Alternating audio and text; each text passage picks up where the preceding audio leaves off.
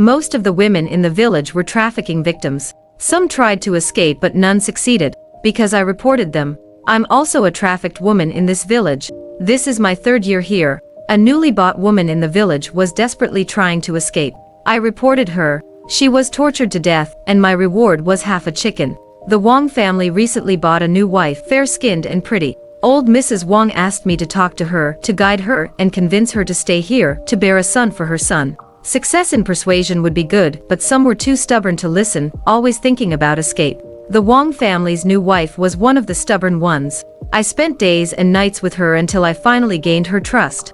I tried to guide her, telling her how good Wong was, how everything would be fine once she had a child. But she wouldn't listen. Instead, she told me about an iron hook she'd hidden, which she'd tried many times and could unlock her chains. She said she planned to escape tomorrow night, and asked if I wanted to go with her. I smiled at her and said I wouldn't leave. I'd given Stone a child, and though it was a girl, Stone loved me. Why would I leave? She looked at the deep, horrifying scars crisscrossing my skin, seemingly unconvinced. I added, these are from my own mistakes. It wasn't Stone's fault. Stone was the man who bought me. The surprise in her eyes grew. Sister, he hurt you. How can you defend him? A man who beats you can't possibly love you. I was furious. Stone must love me. No one could say otherwise. After leaving her dark room, I told Wong and his mother every detail of her escape plan and timing. Old Mrs. Wong rolled up her sleeves, grabbed a wooden stick, and rushed toward the dark room, yelling about beating that woman to death. Wong stopped her. Wait until she actually tries to run, then catch her and sell her to old Blind He's brothel. We can use that money to buy another one. Late that night, dogs barked throughout the village. They said Wong's new wife had run away, and villagers mobilized to find her. Stone dragged me out of bed to help search. By the time I reached Wong's house, they'd already caught her. In public view, they stripped her naked. The He family's bachelor was on top of her, panting heavily. After he finished, it was Lame Chin's turn. The village men took turns, some without wives, some whose wives watched from the crowd. Stone handed Wong some money, and dropped his pants in front of me, climbing on top of that woman. She lay like a corpse, neither moving nor making a sound, staring blankly at the sky. The men watched with excitement, clapping and cheering. The women rushed home, and I did too. The village was noisy all night, finally quieting near dawn. Early morning, I got up to work in the fields, deliberately passing by Wong's house. I saw Wong and his mother carrying a urea fertilizer bag toward the back mountain. Old Mrs. Wong greeted me, Stone's wife, working the field so early. I nodded, looking at the bag. Dead, disobedient thing deserved to die, kept me up all night. Old Mrs. Wong spat, bad luck. We'll bury her in the back mountain first, then come to your house later. When I finished field work and returned home, I smelled meat cooking. My mother-in-law rarely smiled at me, but she beckoned me to put down my tools. Iron Mountain's mother brought half a chicken, thanking you for the warning. She grinned, stuffing chicken in her mouth. Delicious, delicious. Stone also smiled, putting his arm around my shoulders and placing chicken in my bowl. Eat more. Keep it up, catch escaping women, and there'll be more meat to eat. I nodded happily. He hadn't served me food, or held my shoulders like this in so long. I need to work harder at reporting women who try to escape. This wasn't my first time reporting an escaping woman. I've lost count of how many I've reported. Each time, I'd receive gifts like fruit or meat as thanks. During these times, Stone and my mother-in-law would treat me better, letting me eat at the table with them. So I grew to like doing this, even becoming the village's recognized person for this task. Whenever a family bought a new wife, they'd have me befriend her. First gain their trust, then try to change their thinking. If that didn't work, I'd watch them, get them to talk, find out when they planned to escape, then report to their buyers. The villagers even named me Women's Affairs Director. My husband and mother-in-law were proud, thinking I brought honor to their family, so I worked even harder at it. There's a mad woman in the ruined temple at the edge of the village. Sometimes when I return from the fields, I bring her wild fruit. She laughs and says, wrong, wrong. She's also someone I reported, and who was caught. The night they caught her, she was actually screaming, animals, animals. Later, when she couldn't take the torture anymore, she knelt and kowtowed, repeatedly saying, I was wrong, wrong. Before she tried to escape, she trusted me completely, saying I was better than her own sister, that meeting me was her only warmth since being sold to this village. I thought then, what a foolish girl, how could you rely on me? Your reliance should be on your husband. Only by making your husband love you can you have a good life. Later, when she discovered I had betrayed her, she wanted to tear my flesh with her teeth, cursing me to die a horrible death. Now that she's gone mad, she's docile, doesn't try to hit me anymore. She even smiles and says, wrong, wrong, and never talks about escaping. Watching her devour the wild fruit, I can't help but think of the fertilizer bag Wong threw on the back mountain today. If only that girl had listened. If she'd listened, she wouldn't be dead. Even when she was caught, if she'd just kowtowed and pleased Wong, she might have survived. After all, in these homes, men have the final say. If Wong had spoken up, no man in the village would have dared touch his woman. It was her stubbornness, always thinking about escape, that cost her life. A few days later, the woman thrown on the back mountain was forgotten.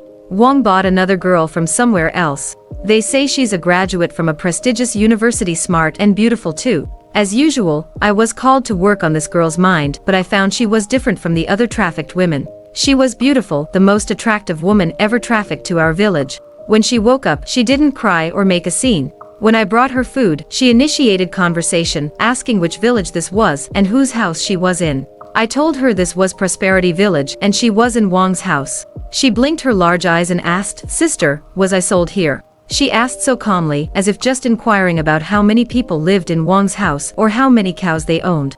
I was surprised. Previously, every trafficked girl would wake up crying, begging me to let them go, trying self-harm, hunger strikes, every method they could think of. In the end, they only tortured themselves. Yes, I said, but don't be afraid. Auntie was also trafficked here, and I'm living well now. As long as we behave and serve our men well, it's just like marriage, this is how we'll spend our lives. Hearing I was also trafficked, she immediately came over and affectionately held my arm.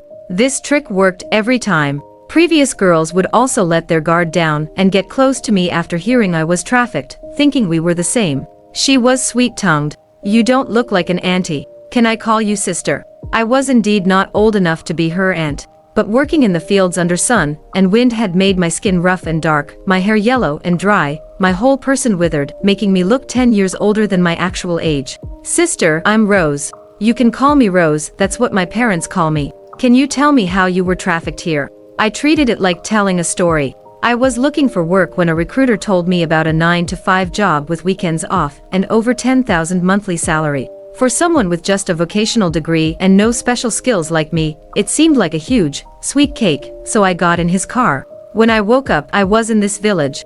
Rose seemed to feel very sorry for me, her big eyes filling with tears. "Sister, have you been here so many years without thinking about escaping?" Some scenes flashed through my mind, and old scars seemed to throb with phantom pain. I smiled and shook my head. "Never thought about it. I'm lucky the man who bought me loves me, and I love him too.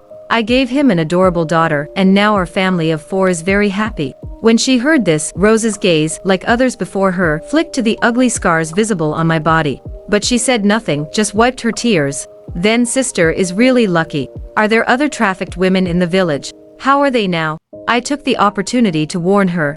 This is a poor, remote place. Few women would willingly marry here, so most village women are trafficked. Those who accept their fate stay to marry and have children, living well with their men.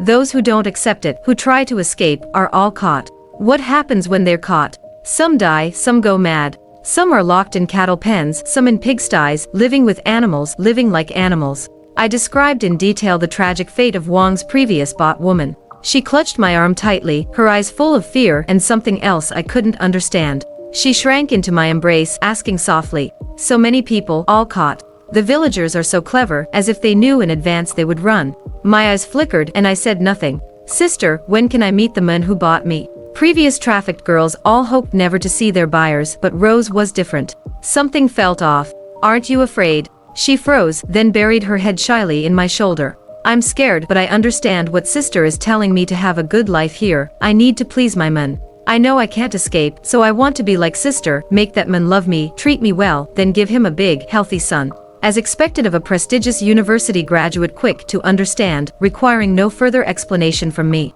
Rose's face was full of anticipation. "Sister, is the man who bought me handsome? Since he'll be my husband for life, I hope he's at least good looking." Such naive college student thinking, like a girl with her first crush. But Wong was considered handsome in our village, regular features, strong build, and his words carried weight. Of course, he was also picky about women. I wondered if this college girl could tame him. From what I could see, she was Wong's type. I praised Wong to the skies, my tongue smoother than a matchmaker's. Rose completely believed me, even actively suggesting she wanted to meet Wong soon. I reported this situation to Wang and his mother. The old woman clapped her hands in joy. Oh, this girl is good. Finally found one who understands. I heard she graduated from some famous university. She's educated. She'll give our Wang family smart children. Iron Mountain, hurry and plant your seed.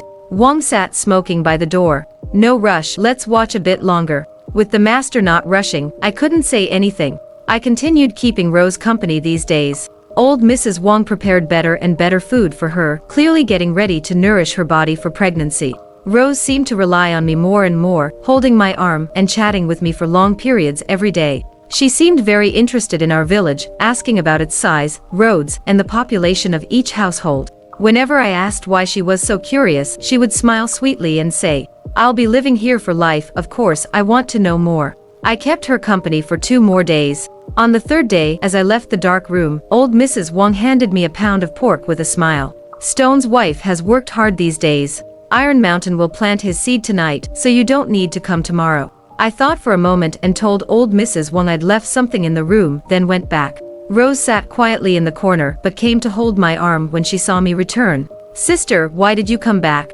Looking at her still somewhat childish face, I kindly reminded her. "Wang is coming tonight. Do you remember what I told you?" Rose's grip on my hand loosened slightly, then tightened again, her smile pure and bright. "I remember. Wang is my man, and only by pleasing him can I have a good life here. Don't worry, sister." I patted her hand. "Good that you understand." At the door, Rose suddenly called out, "Sister, did you come back just to remind me of this?" I nodded. She smiled. "I understand.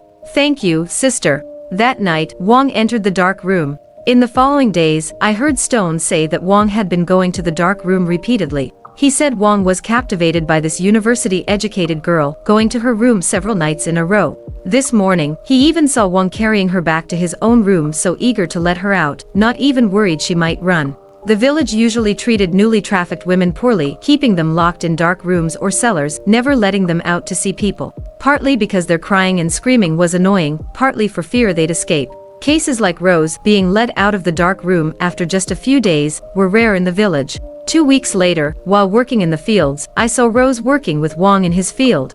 Wang was hoeing, and Rose was awkwardly trying to help with a hoe beside him. But being a college girl who'd never done farm work, she dropped the hoe after just 2 strokes, and walked toward Wang with a twisted expression. I knew she was going to act cute and try to get out of work. When I first started working in the fields with Stone, I couldn't take the hard labor either. I tried acting cute, hoping Stone would feel sorry for me, but instead got a severe beating. He dumped me in the sewage ditch and repeatedly struck me with the hoe, cursing me as worthless trash, saying I was bought to work, not live an easy life. After that, no matter how hard or tiring the fieldwork was, I never dared complain. Later, I discovered that if I worked fast and well, I could earn praise from my husband and mother-in-law.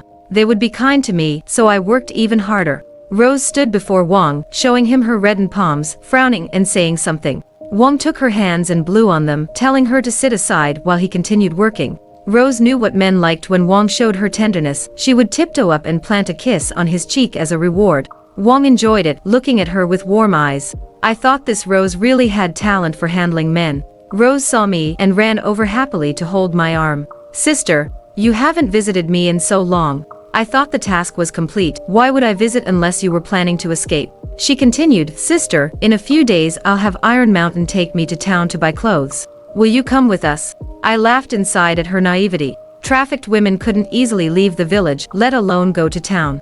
The villagers feared we'd contact outside help or simply run away. In these 3 years, I'd never stepped foot outside the village. I thought she wouldn't be able to go, but still played along. "Sure, take me with you, I'll buy some clothes too." To my surprise, Rose actually managed to get permission to go to town and actively asked to bring me along. I also hadn't expected that this trip to town would almost cost me my life. The day before going to town, old Mrs. Wang came to my house, asking me to accompany Rose to town tomorrow and keep an eye on her to prevent her from running away. I was surprised. "Ma'am, are you and Iron Mountain really comfortable letting her go to town? Given our village's situation?" "Of course we're not comfortable, but that girl has Iron Mountain wrapped around her finger. Even if I object, it won't matter." Old Mrs. Wang patted the back of my hand. "So please watch her carefully tomorrow. I'll talk to your mother-in-law and Stone about it. There are many people in town. I might not be able to watch her alone." "Don't worry, Iron Mountain has it planned out. He'll secretly send some men to follow. If you notice anything wrong, just alert them immediately. The next morning, I went to Iron Mountain's house early. They were having breakfast, and old Mrs. Wong invited me to join, but I'd already eaten, so I sat aside waiting. Old Mrs. Wong had prepared a lavish breakfast, including steamed base even in the early morning. Rose sat beside Iron Mountain, saying sweetly that she was afraid of fish bones and dared not eat. Iron Mountain carefully picked out the meat with his chopsticks, triple-checking for bones before placing it in Rose's bowl. Rose smiled brilliantly, sweetly saying, "Thank you, Brother Mountain." Old Mrs. Wong watched from the side, sighing repeatedly, muttering, "What a sin, what a sin." Only then did I believe Stone's words. Iron Mountain was truly bewitched by Rose. I went to town with Rose. Having been confined to the village for so long, my world had shrunk to moving between house and field, from one home to another. So seeing the bustling crowds and passing vehicles made me afraid. On the ride there, Rose had been holding my arm, but now I was the one nervously clutching her hand. Being recently trafficked and not long away from the big city, she moved about with ease. She excitedly pulled me into a clothing store, but after much browsing seemed unable to find suitable clothes, her face drooping. "Sister, the clothes here aren't pretty, nothing like the ones in the city." Of course the town's clothes couldn't compare to the city's. The latest styles here were probably several years out of fashion in the city. What seemed outdated and ugly to her dazzled my eyes with beauty. For 3 years, I'd only worn my mother-in-law's cast-offs. Only when she grew tired of clothes, when they were worn and old, would she throw them to me. I never had a chance to wear decent clothes, let alone buy new ones. I stared at these new clothes in fascination, unable to resist touching one piece after another. Seeing my reaction, Rose immediately grabbed several pieces I'd touched and urged me to try them on. I fingered the few dollars in my pocket, given to me by old Mrs. Wong for my trouble. Stone had never given me money, nor would he ever. I couldn't afford clothes. "I won't try them. I don't like them." "If you don't like them, that's okay. I like them, and I want to see sister try them on. If they look good on you, I'll buy them." Iron Mountain gave me plenty of money. She sweet-talked and clung to my arm, pouting. Finally, she pushed me into the fitting room. When I took off my worn clothes, I clearly saw in the mirror the horrifying scars snaking across my body. Some memories flashed through my mind, making my body tremble. I repeated to myself, "It's okay, Stone loves me, and I love him." Wearing new clothes made me happy, and I couldn't help admiring myself in the mirror. Though I'd planned to try just one piece, seeing the pile of new dresses beside me, I couldn't resist reaching for them, trying on one after another. Before going out, I'd prepared excuses for each piece. "This color is too bright and makes my skin look dark. This one's too small. This one's too short, the man at home wouldn't like it." In any case, I wasn't going to buy anything. But when I left the fitting room, I only saw the saleswoman smiling and asking if anything fit. Rose was nowhere to be seen. I immediately dropped the clothes in my hands and ran outside. The street was crowded with people coming and going, but no sign of Rose. I quickly found the men Iron Mountain had sent to follow us and told them Rose had run away. While they were calling Iron Mountain to report, I feared they would blame everything on me, so I grabbed the phone, trembling as I explained. It wasn't that I didn't watch her carefully. Rose kept deceiving me, forcing me into the fitting room. In the brief moment between entering and coming out, she'd vanished. She's not familiar with this area. If you get more people to search, you can definitely catch her. The street quickly filled with hurrying villagers, and I joined the search party. Soon, we received word that Rose had been found. When they found her, her foot was caught in a sharp-toothed rat trap, and she was sitting on the ground. Her fair ankle was streaming with blood. Iron Mountain stood nearby, veins bulging, furious. I could hardly imagine what consequences Rose would face when taken back, but I was also angry with her. She had nearly dragged me down too. Fortunately, they'd caught her, or I would have been the one in trouble. But Rose showed no fear at being caught after trying to escape. Instead, she reached out tearfully, asking Iron Mountain for a hug. "Brother Mountain, it hurts so much." A man nearby spat at her, "You'll have plenty more pain when we get back.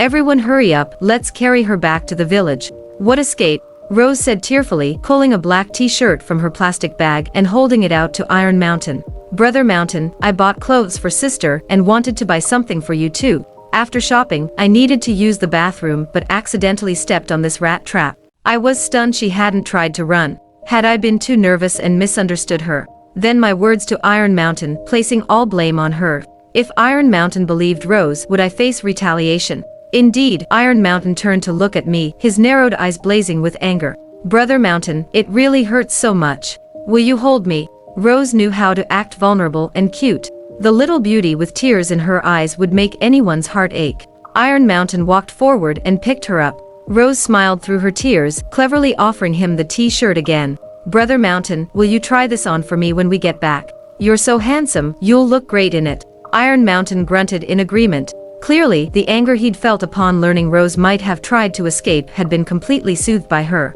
Rose turned to look at me and said, "Sister, I'm sorry. I saw you were still trying on clothes and didn't tell you I was going to buy clothes for Brother Mountain. I made you worry. Did you like those clothes? If you liked them all, I'll buy them for you." I reported her, yet she apologized to me. I thought this child was truly simple-minded, but I wished she hadn't apologized. What I'd told Iron Mountain earlier, that I'd only been in the fitting room briefly and came right out, completely contradicted Rose's story. Add to that my panic and causing such a commotion in town without checking the situation first, plus now Rose was injured because of my poor supervision. I didn't dare imagine what punishment awaited me. I quickly apologized to Iron Mountain.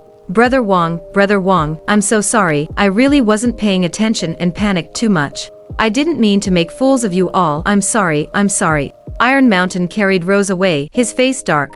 Rose twisted in his arms to look back at me. Sister, you still haven't said if you like the clothes. If you like them, I'll buy them for you. I returned home trembling. As soon as I stepped through the door, Stone struck me with a wooden pole as thick as my arm. Useless fool. Can't even watch one person, bringing shame to our family. Stone was merciless, each blow striking deep into my flesh. I curled up on the ground, covering my head, my exposed skin split open and bleeding. Though the pain was killing me, I dared not beg for mercy or make a sound. I knew each cry of pain would only bring more brutal beating. When the thick pole broke, Stone's anger hadn't subsided. My mother-in-law handed him another heavy stick, cheering him on from the side. Beat her to death. Beat her to death. She even got Iron Mountain's wife hurt, cut off her feet. My daughter watched, crying loudly. My mother-in-law spanked her and covered her mouth. What are you crying for? Once we beat her to death, we'll buy you a new mother who'll give you a fat baby brother. That night, I almost died at Stone's hands. Later, probably thinking the family was too poor to buy another wife if I died, they left me with just enough life to survive. The next morning, my mother-in-law threw some medicinal herbs beside me to treat my wounds. These herbs were just unknown weeds freshly pulled from the ground, roots still covered in dirt. I crushed them with a stone and painfully applied them to my wounds. After I'd lain there for several days, my mother-in-law couldn't stand it anymore and started urging me to work in the fields. Fighting through the pain, I limped out carrying the poles. While spreading manure in the fields, I moved too suddenly. My injured body couldn't take it and I fell into the manure pit. My whole body reeked, but the field work wasn't done, so I had to continue working covered in filth. On my way home, I passed Iron Mountain's house. As I limped past his gate, I saw Rose limping out of the house. After a few steps, she stopped and soon Iron Mountain came out behind her, lifting her onto his back. She was carried clean and proper by Iron Mountain. I carried my manure buckets, limping home, covered in filth and stench. I thought since Iron Mountain treated Rose so well, she surely wouldn't try to escape anymore. I wouldn't need to watch her so closely, avoiding misunderstandings that could lead to another beating. Unexpectedly, a few days later, Rose came to my house. She said she'd seen I was injured too, and had wanted to come check on me the next day, but her foot wasn't healed and Iron Mountain wouldn't let her out, so she'd waited until today. Now her foot could walk normally, though she couldn't walk long or put much pressure on it. She brought many medicines for external wounds, saying they would help me heal faster. At first, I refused, harboring some resentment. After all, I'd been beaten because of her. But she insisted, nearly crying as she pressed them on me. Sister, are you still angry with me? It's okay if you are, but you need to heal properly. She was always clever, quick to guess others' thoughts. And with tears in her eyes looking so pitiful, not just men would soften their hearts, even I couldn't bear to be harsh with her. No wonder Iron Mountain was completely under her spell. Finally, I accepted her medicine. She even offered to help apply it and gave me some pretty hair ties and jewelry. She'd also bought the clothes I'd tried on at the store and given them to me. At her insistence, I changed into the new clothes and she praised me from head to toe. She was sweet-tongued but sincere, never seeming fake, making her compliments feel genuine. At that moment, I really felt beautiful. She brought me gifts, showed concern for my well-being, kept me company. After all this, my resentment toward her had vanished. She asked me some seemingly trivial questions, then suddenly changed the topic to trafficking women. Sister, how do the villagers usually contact sellers to get women? Having been here 3 years and being the village's women's director, I knew something about the traffickers' supply chain. I might not have told anyone else as it was sensitive information, but having just received Rose's kindness, I felt obligated. Our village has a Wong, and there's another Wong outside. When the village needs women, they order through our Wong, and the outside Wong handles the kidnapping. When they find suitable ones, they bring them back. Our village's Wong. I heard you call Iron Mountain Brother Wong, is it him? Yes, it was Iron Mountain. Iron Mountain had influence in the village, which was why anyone wanting to buy a wife had to go through him, so everyone feared him somewhat. I didn't know Brother Mountain was so capable. She smiled sweetly. Sister, is anyone in our village looking to buy women recently? I felt she was asking too many questions and my guard went back up. Rose was perceptive and noticed immediately. She smiled innocently. Sister, you're looking at me like that. Do you think I want to escape? Sister, do you think I could escape even if I wanted to? What about you, sister, do you want to escape? She asked. Her clear eyes looked at me, empty of emotion, pure. When you're suspicious of someone and they bring it out in the open, somehow the suspicion mysteriously disappears. Now I hesitated, remembering the night I was nearly beaten to death. But in the end I gave the same answer, I don't want to. My man loves me, and I love him. We have a daughter. Rose smiled, tilting her head to rest on my shoulder. Then I don't want to either. Brother Mountain is rich and treats me so well. I don't have to do anything here, he just pampers me. For a woman, marrying such a man is enough for this life, what's there to run from? I thought she finally understood women must rely on men to live. Iron Mountain treated her so well and had money, she should be content. Rose talked more with me, saying she wanted to learn more about the village since she'd be spending her life here. She asked which women were bought, which men were still single. I talked until my mouth was dry. She only left when Iron Mountain came to fetch her at dinner time, leaving me a pound of pork as thanks. In the following days, as I worked in the fields, I'd see Rose coming out of different houses when I returned to the village. One day it was Wu's house, who already had a wife. The next day it was Single and Ping's house. I couldn't understand why she was so busy visiting other houses, like making New Year's visits to relatives, seeming to have gone to every house in the village. A month later, old Mrs. Wong came to my house, asking me to help cook at her place tomorrow night.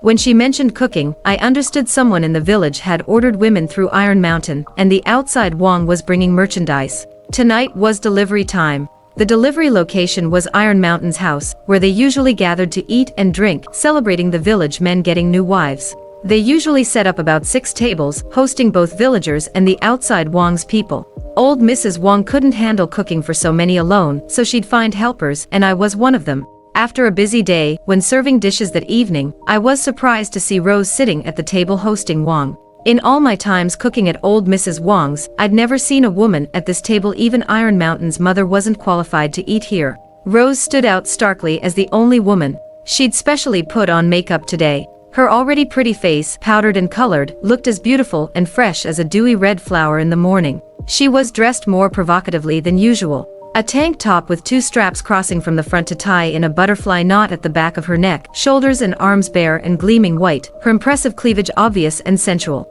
She wore ultra-short shorts that almost showed her underwear when she sat, her beautiful legs long and white. The men at the table couldn't help stealing glances at her, especially the outside Wong, whose eyes seemed about to fall onto her body. Rose seemed unaware, smiling sweetly and drinking with them as if nothing was wrong. I thought she was too bold, dressed like this here, with the men's gazes becoming increasingly unrestrained. At least she was Iron Mountain's woman, and his position and status here could protect her. But I hadn't expected that men's lust, once aroused by alcohol, would ignore all boundaries and truly develop evil intentions toward Rose. While I was cleaning up in the kitchen, I heard rustling sounds outside, like people struggling in the hay pile. The sounds grew louder, and listening carefully, I could hear a woman's muffled cries. Behind this kitchen was an abandoned lot where old Mrs. Wong stored hay. I stayed alert and quietly moved toward the source of the sound. In the moonlight, I saw Rose pinned to the hay pile by the outside Wong, his hand clamped over her mouth, his other hand tearing at her top. With one pull at the butterfly knot on her neck, her snow-white skin was exposed to the moonlight.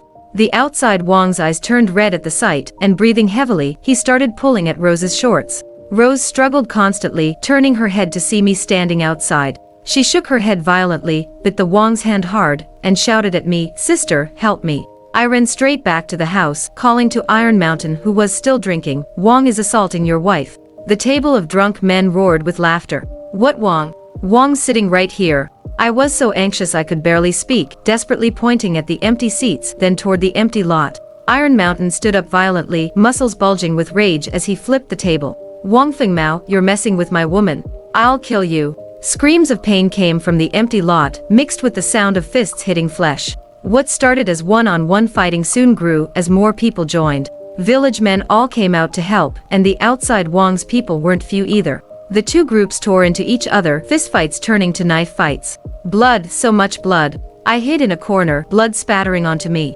Someone fell, cut from left shoulder to right waist, intestines showing. Iron Mountain fell in front of me, his body slashed multiple times, skin split and flesh exposed, blood seeping from the wounds. But he wasn't dead, breathing and groaning on the ground like a wounded beast. I wondered if I should try to drag him inside. Suddenly I saw Rose walking toward him. But for a moment, I wasn't sure if it was really Rose. The Rose I remembered only smiled, acted cute, looked wronged, or cried. Now she was cold-faced, blood-spattered, walking through the knife-wielding crowd, all trace of girlish innocence gone, replaced by an aura of murderous intent. She stood before Iron Mountain, but didn't help him up.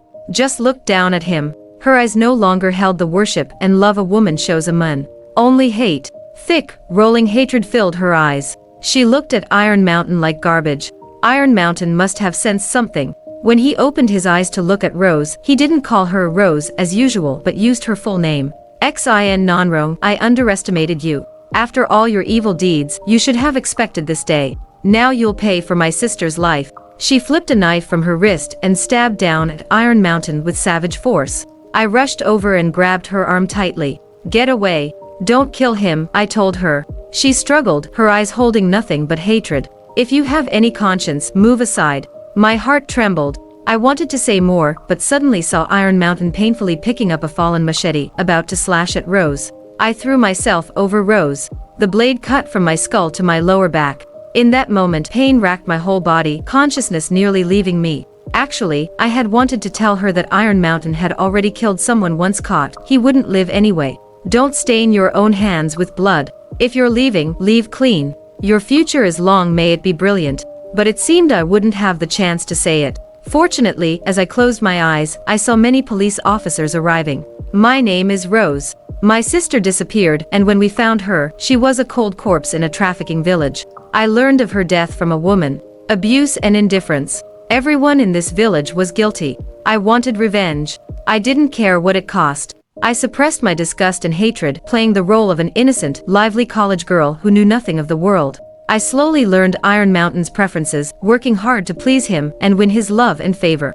Finally, I got a chance to go to town. My purpose was to contact my police informant and relay information about the village. To reassure Iron Mountain, I deliberately invited that woman they assigned to watch me. I didn't know her name, only that she was Stone's bought wife. I also knew she was the eyes for all the village men. But she thought I knew nothing, and I pretended accordingly. In town, I purposely picked many clothes for her, sending her into the fitting room.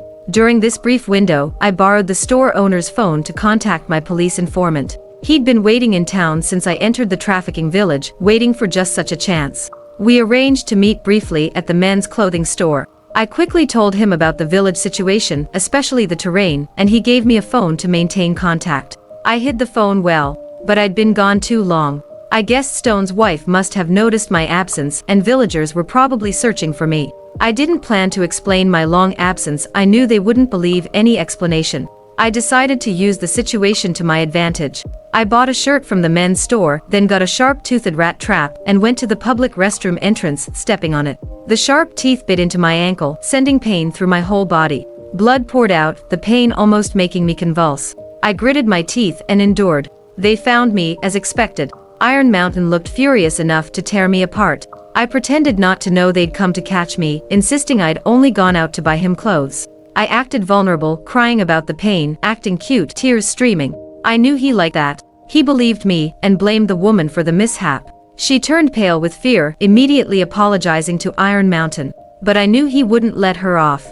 Indeed, I heard she was nearly beaten to death that night. I guessed she might resent me, but I still needed her, so I had to make her resentment disappear. I went to her with gifts, apologizing and showing goodwill. Some people's lives are so bitter that a little sweetness is enough. She quickly forgave me, but she was sharp when I tried to get more information about the trafficking chain from her. She looked at me silently. I faced her directly, asking what she was thinking, and asked in return, "Do you want to escape?" I remember the first time I asked, she quickly and firmly answered no, because she and her man were in love.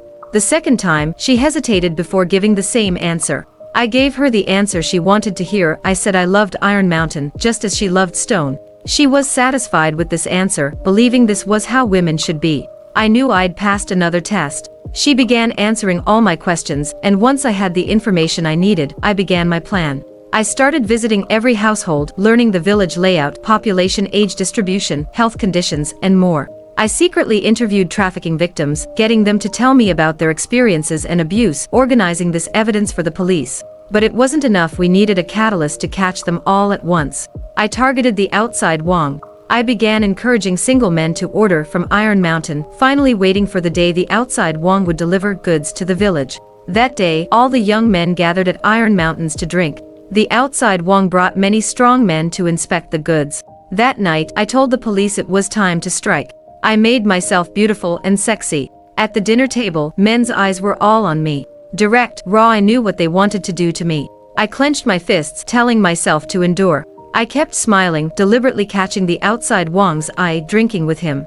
During toasts, his hand touched me several times. I saw they were drunk enough to have lost reason. So I told Iron Mountain I was tired and wanted to rest. As I left, I gave the outside Wong a flirtatious look, batting my eyes seductively. Afraid he might be too drunk to notice, I even kicked his foot under the table. He followed, as expected. Instead of returning to my room, I deliberately passed the kitchen door to the empty lot behind, knowing that woman was in the kitchen.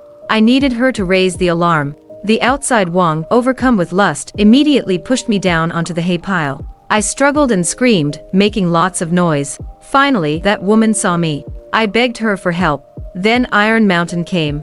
Many people came, fighting, with knives. Drunk and irrational, they fought and slashed desperately. Blood flew everywhere. I found the wounded Iron Mountain. I wanted revenge, but that woman stopped me. She told me killing would cost my life. I didn't care. She suddenly threw herself over me. I saw Iron Mountain's machete cut a long gash across her back, nearly splitting her skull. I knew she wouldn't survive, but I didn't understand why did she save me. The police came, catching them all. For trafficking and deadly fighting, they would receive heavy sentences. Later, I returned to my normal life, working regular hours, but at night, I was haunted by nightmares. Every time I woke up, I had to shower. Washing constantly, scrubbing my skin raw until it was swollen. My parents' hair turned gray with worry, their faces haggard, but during the day they still smiled, talking with me, eating together, taking walks. Once, feeling I couldn't get clean enough, I desperately tried to submerge myself in the bathtub. Rose. My mom rushed in, frantically pulling me up. She cried, "Rose, Rose, will you please see a therapist?" That was the first time I'd seen her cry since I came back. I wiped her tears. "Don't cry, Mom. I am Stone's wife. I have a name. I am called Grace." Actually, when we were buying clothes in town, I saw Rose borrowing the shopkeeper's phone. I loved those new clothes, but more than clothes, I feared losing sight of Rose. If I lost her, I would lose my life. So after quickly trying on the first outfit, I was about to pull back the curtain. This small town shop didn't have proper fitting rooms, just a full-length mirror in the corner with fabric draped around it. When I pulled the curtain, I saw Rose taking the phone from the shopkeeper. Like a ghost's whisper, I quickly dropped the curtain, pretending I hadn't seen. I'm very good at deceiving myself. I continued trying on clothes. When I came out, Rose was gone. I did what I was supposed to do, telling Iron Mountain she had disappeared. Eventually, they found her. But she was still so clever. One piece of clothing and a toothed rat trap, a bloody ankle and tear-stained face. Iron Mountain never doubted her. Iron Mountain blamed me instead. When we returned, I was nearly beaten to death. Rose came to see me again. I wanted her to stay away, but I couldn't help wanting to know what she was doing and how far she would go. So I answered all her questions. She began visiting every household, learning the village's layout, every family, every road. Then came another delivery night. I went to help cook. I saw Rose sitting at the table, dressed more provocatively than any other day in the village. I saw her flirting with the outside Wong, playing footsie under the table. I still pretended to see nothing, turning back to the kitchen to clean up. While washing dishes, I saw Rose pass by the kitchen with the outside Wong stumbling after her. Then I heard those sounds. I still ran toward the source of the noise. Rose was pinned down on the hay pile by the man, begging me for help. I had a vague sense of what would happen. My long-numbed heart began to race wildly. I anticipated what might unfold, so I did as she asked. Later, the two groups slashed at each other, blood washing the ground. Rose went straight for the wounded Iron Mountain. She wanted to kill him. My first instinct was to stop her. Couldn't let her commit murder. Unexpectedly, the severely wounded Iron Mountain could still fight back, trying to slash Rose. I took the blow for her. It hurt, worse than any beating Stone had ever given me. But I felt relieved. This was blood debt I owed. I know I was cowardly, helpless, weak, selfish, numb, aiding evil. I also knew Stone never loved me. But sometimes deceiving yourself feels better than helplessly struggling. I never tortured anyone, but my hands were already stained with blood. The police came. This dark, stinking, rotting, maggot-filled place finally saw sunlight. Darkness would finally retreat. This madness needed to end. Thank you, Rose. I hope after you leave, you can overcome the darkness in your heart and enjoy the sunshine. You've walked through thorns, may your future path be surrounded by flowers.